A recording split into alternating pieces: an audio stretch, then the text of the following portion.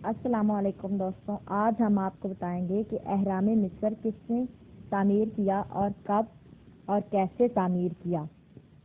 تقریباً تمام تواریخ میں ہے کہ حضرت ادریس علیہ السلام نے 100 شہروں کی بنیاد قائم کی ہے اور انہیں آباد کیا اور سنوارا ہے۔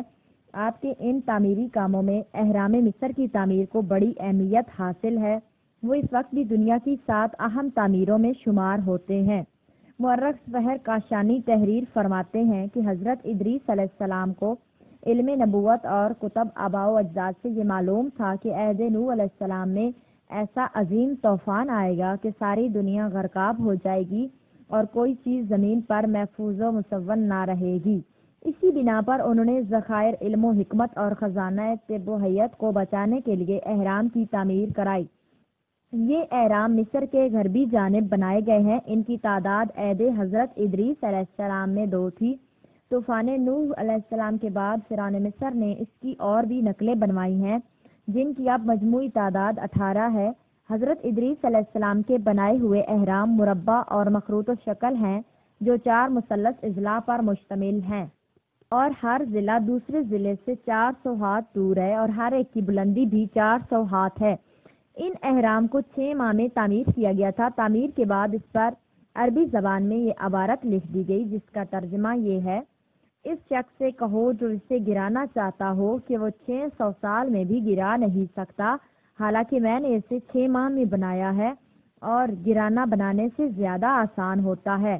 اس کی تعمیر کے بعد جب نوح علیہ السلام کا طوفان آیا تو اس کی افادیت فرعون مصر نے دیکھی تو اس کی دیکھا دیکھی انہوں نے بھی اسی قسم کے اہرام تعمیر کرانا شروع کیے اور مدت مدید کے بعد اس کی تعمیر سے فراغت حاصل کی۔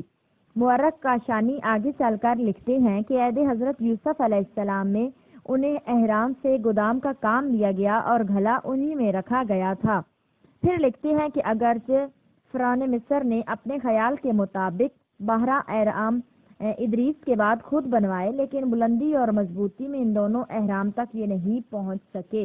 ایک روایت میں ہے کہ اہرام کی قدامت کے متعلق کہا گیا کہ بنی الحرمین والنصر فی سرطان۔ یہ اہرام اس وقت بنائے گئے تھے جب نصر طائر برج سرطان میں تھا۔ اس کا مطلب یہ ہوا کہ اس کی بنیاد کو ابتدائی اسلام میں 12,000 سال ہو چکے تھے۔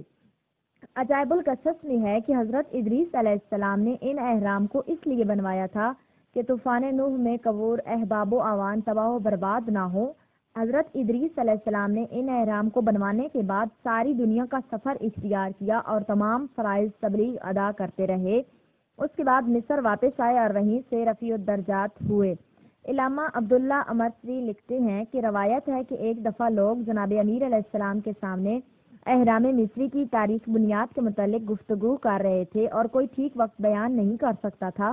آپ نے پوچھا کہ کیا اس پر کوئی تصویر بھی بنائی ہوئی ہے؟ کسی شخص نے عرض کی کہ اس پر ایک چیل کی تصویر ہے جس کے پنجے میں کیکڑا پکڑا ہوا ہے۔ آپ نے فرمایا بنی الحرمان والنصر سرطان، یعنی مصر کے مثلث نما مینار اس وقت تعمیر ہوئے تھے جبکہ نصر طائر برج سرطان میں تھا اور نصر 2000 برس میں ایک برج کو طے کرتا ہے اور آج کل جدی میں ہے۔ اس حساب سے اس وقت 12,000 برس ان کی بنیاد کو ہوئے ہیں۔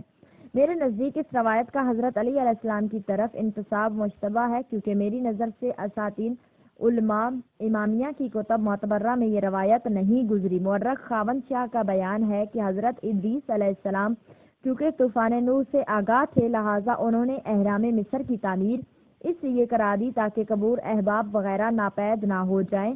ان اہرام کو بنانے کے بعد آپ ساری دنیا کے دورے پر روانہ ہو